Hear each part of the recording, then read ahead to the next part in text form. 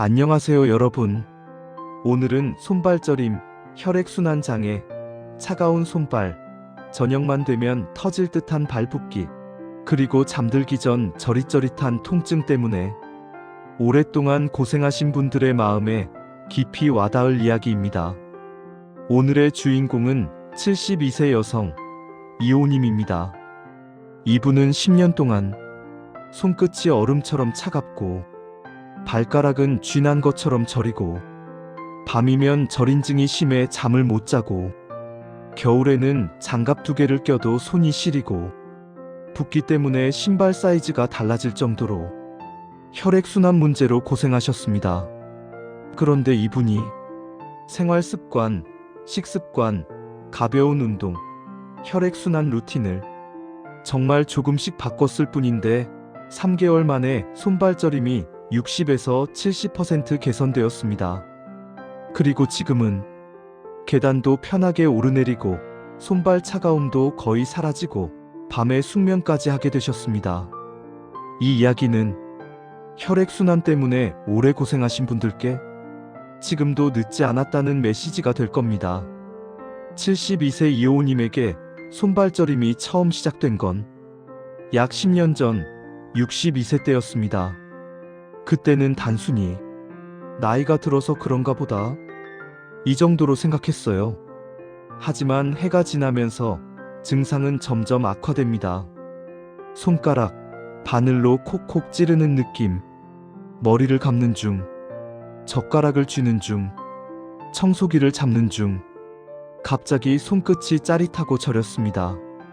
발가락, 전기 흐르는 느낌, 걸을 때마다 조금만 따뜻한 데 있어도 갑자기 발이 뜨겁고 발가락은 저릿저릿, 손발 차가움, 겨울에는 장갑을 껴도 손이 얼음처럼 차가웠습니다.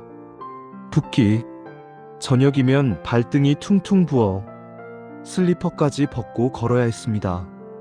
밤의 고통, 누우면 저릿저릿한 느낌이 더 심해져 잠들기까지 1~2시간이 걸렸고 한밤중에 2~3번씩 깼습니다. 이호님은 말합니다. 가만히 있어도 불편하고 움직여도 저리고 일상이 다 고통이었어요. 이분은 병원에서 수없이 검사를 했습니다. 혈액검사, 신경검사, 갑상선, 혈당, 말초신경염 검사, 디스크 MRI. 결론은 대부분 나쁜 곳 없음, 나이에 따른 말초순환 문제, 이 말뿐이었습니다. 이호님은 이렇게 말했습니다.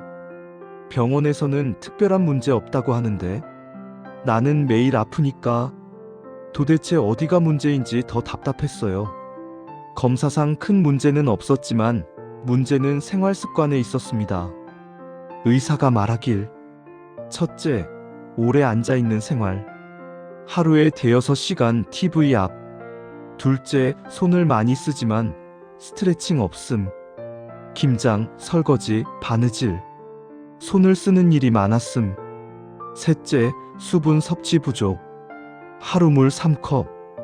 넷째, 기온 변화에 취약한 체질, 손발이 쉽게 차가움. 다섯째, 운동 부족, 걷기는 가끔, 근력 운동은 전혀 안함. 여섯째, 혈액순환을 돕는 식이 섭취 부족, 생선, 견과류, 채소가 부족하고 짠 음식, 국물류 과다. 이호님이 이렇게 말했습니다. 내가 살던 방식이 몸을 망가뜨린 줄도 모르고 살았던 거죠. 이호님의 변화는 의사가 남긴 한마디에서 시작됩니다. 저림은 신경 문제가 아니라 혈액이 손과 발끝까지 가지 못해서 생깁니다. 혈액순환은 약보다 습관이 더 중요해요. 이 말이 큰 울림이 되었습니다. 내가 바꿀 수 있는 문제라면 한번 해보자. 70대 중반, 늦지 않았습니다. 혈액순환의 핵심은 물입니다.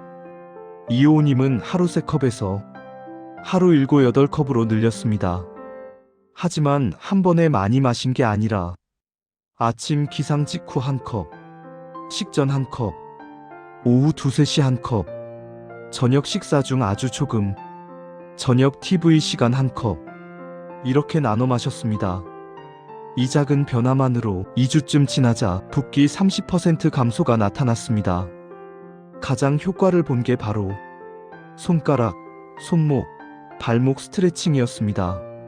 손가락 벌리기, 주먹 쥐었다 펴기, 손목 원형 돌리기, 손등, 손바닥 스트레칭, 발목 큰 원 그리기, 발가락 오므리기. 하루 10분이었습니다. 하지만 변화는 컸습니다. 첫 2주, 운동할 때 오히려 저리는 느낌. 3주 차, 손끝이 조금 덜 찌릿했다. 1개월 차, 빨래 집게로 찝을 때 덜 저렸다. 이분이 가장 크게 느낀 변화는 식습관 교정에서 왔습니다.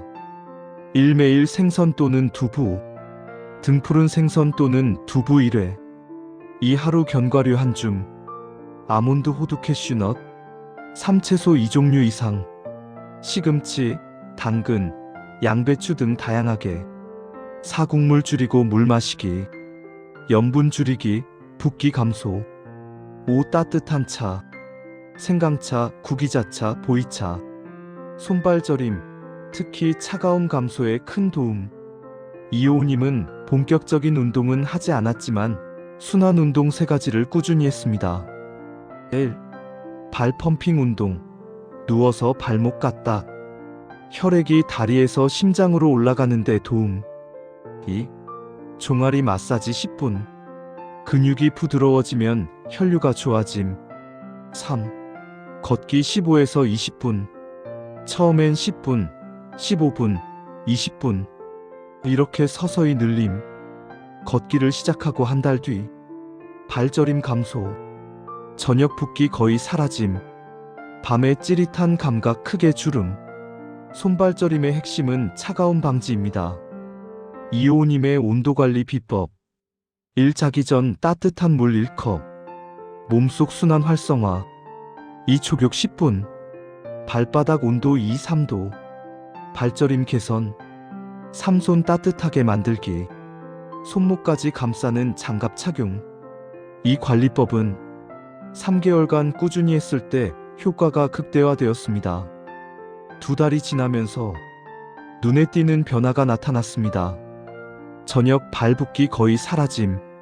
손가락 찌릿함 감소. 밤에 깨는 횟수 줄어든. 손끝 피부 온도 증가. 발바닥 열감도 감소. 가장 놀라운 변화는 밤에 숙면을 취하게 된 것이었습니다. 이호우님은 울먹이며 말했습니다. 저리는 게 덜하니까 그냥 편하게 잘 수 있는 게 그렇게 큰 행복인지 몰랐어요. 3개월이 지났을 때는 주위에서도 알아볼 정도로 증상이 좋아졌습니다. 장갑 끼던 습관 사라짐. 젓가락 잡을 때 저림 없음. 발바닥 찌릿함 거의 없음. 신발이 헐거울 정도로 붓기 줄어든. 계단 올라갈 때 다리 가벼움. 하루 피로도 감소. 집중력 증가. 이호우님은 말합니다. 10년 동안 손발저림에 시달릴 줄 알았는데 3개월 만에 인생이 편해지고 표정까지 바뀌었어요. 이분이 실제로 적어놓은 루틴입니다. 아침 물 1컵 손 스트레칭. 점심 생선, 두부, 채소 식단. 오후 걷기 15에서 20분. 저녁 물 1컵, 국물 줄이기. 밤 족욕 10분, 발 펌핑 운동. 하루 40분. 작은 습관들이 큰 변화를 만들어냈습니다. 오늘 이야기의 핵심은 이겁니다. 혈액순환은 나이가 문제가 아니라 생활 습관의 문제다.